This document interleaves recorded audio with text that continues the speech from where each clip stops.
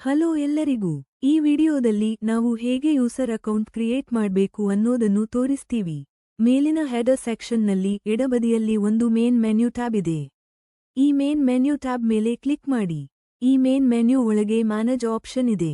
Manage ಒಳಗೆ user option ಕಾಣಿಸ್ತದೆ. ಈ ಯೂಸರ್ ಆಪ್ಷನ್ ಮೇಲೆ ಕ್ಲಿಕ್ ಮಾಡಿ. ಈಗ ಯೂಸರ್ ಪೇಜ್ ಓಪನ್ ಆಗುತ್ತದೆ. ಇಲ್ಲಿ ಈಗಾಗಲೇ ಕ್ರಿಯೇಟ್ ಆದ ಯೂಸರ್ ಡೀಟೇಲ್ಸ್ ಕಾಣಿಸ್ತವೆ. ಹೊಸ ಯೂಸರ್ ಅಕೌಂಟ್ ಕೂಡ ಕ್ರಿಯೇಟ್ ಮಾಡಬಹುದು. ರೈಟ್ ಸೈಡ್ನಲ್ಲಿ ಒಂದು ಕ್ರಿಯೇಟ್ ನ್ಯೂ ಆಪ್ಷನ್ ಬಟನ್ ಇದೆ. ಈ ಕ್ರಿಯೇಟ್ ನ್ಯೂ ಬಟನ್ ಮೇಲೆ ಕ್ಲಿಕ್ ಮಾಡಿ. ಈಗ new user creation page open ಆಗುತ್ತದೆ. ಇಲ್ಲಿ ಬೇಕಾದ ಎಲ್ಲಾ ಮ್ಯಾಂಡೇಟರಿ ಯೂಸರ್ ಫೀಲ್ಡ್ಸ್ ಫಿಲ್ ಮಾಡಬಹುದು. ಮೊದಲು ಲಾಗಿನ್ ನೇಮ್ ಹಾಕಿರಿ. ಆಮೇಲೆ ಫಸ್ಟ್ ನೇಮ್ ಕೊಡಿ. ನಂತರ ಲಾಸ್ಟ್ ನೇಮ್ ಕೊಡಿ. ಅದರ ನಂತರ ಟ್ರಾವೆಲ್ ಬ್ರಾಂಚ್ ಫೀಲ್ಡ್ ಕಾಣುತ್ತದೆ. ಈ ಆಪ್ಷನ್ ಮೇಲೆ ಕ್ಲಿಕ್ ಮಾಡಿ.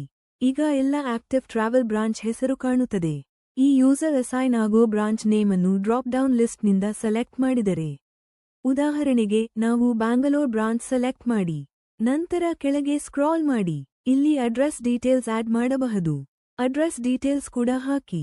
ಮುಂದೆ ಸಿಟಿ ನೇಮ್ ಸೆಲೆಕ್ಟ್ ಮಾಡಿ. ಇದರ ನಂತರ ಸ್ಟೇಟ್ ಡಿಫಾಲ್ಟ್ ಆಗಿ ಸೆಟ್ ವಿ ಆಗಿರದಿದ್ದರೆ ಸ್ಟೇಟ್ ನೇಮ್ ಮಾಡಿ.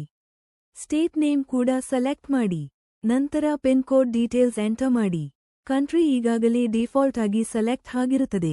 ಕೊನೆಯಲ್ಲಿ ಇನ್ನೊಂದು ಆಪ್ಷನ್ ಕಾಣುತ್ತದೆ, ಅದು ರೋಲ್ ಅಂತ ಕರೀತಾರೆ. ಈ ರೋಲ್ ಆಪ್ಷನ್ ಮೇಲೆ ಕ್ಲಿಕ್ ಮಾಡಿ. ಡ್ರಾಪ್ ಡೌನ್ನಲ್ಲಿ ಈಗಾಗಲೇ ಕ್ರಿಯೇಟ್ ಮಾಡಿದ ರೋಲ್ಸ್ ನೇಮ್ಸ್ ಕಾಣುತ್ತದೆ. ಈ ಹೊಸ ಯೂಸರ್ ಅಸೈನ್ ಆಗೋ ರೋಲ್ ಅನ್ನು ಡ್ರಾಪ್ ಡೌನ್ನಿಂದ ಸೆಲೆಕ್ಟ್ ಮಾಡಿ. ಉದಾಹರಣೆಗೆ ನಾವು ಬ್ರಾಂಚ್ ಮ್ಯಾನೇಜರ್ ರೋಲ್ ಸೆಲೆಕ್ಟ್ ಮಾಡಿದರೆ, ಮುಂದೆ ಕ್ರಿಯೇಟ್ ಬಟನ್ ಕಾಣುತ್ತದೆ. ಎಲ್ಲಾ ಡೀಟೇಲ್ಸ್ ಎಂಟರ್ ಆದ ಮೇಲೆ ಕ್ರಿಯೇಟ್ ಬಟನ್ ಮೇಲೆ ಕ್ಲಿಕ್ ಮಾಡಿ. ಈಗ ಯೂಸರ್ ಅಕೌಂಟ್ ಕ್ರಿಯೇಟ್ ಆಗುತ್ತದೆ. ನಾವು ಕ್ರಿಯೇಟ್ ಆಗಿರುವ ಯೂಸರ್ ನೋಡಬಹುದು.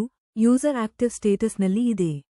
ಇನ್ನಷ್ಟು ಯೂಸರ್ಸ್ ಕ್ರಿಯೇಟ್ ಮಾಡಬೇಕಾದ್ರೆ ಸೇಮ್ ಪ್ರೋಸೆಸ್ ಫಾಲೋ ಮಾಡಿ ಮಲ್ಟಿಪಲ್ ಯೂಸರ್ಸ್ ಕ್ರಿಯೇಟ್ ಮಾಡಬಹುದು.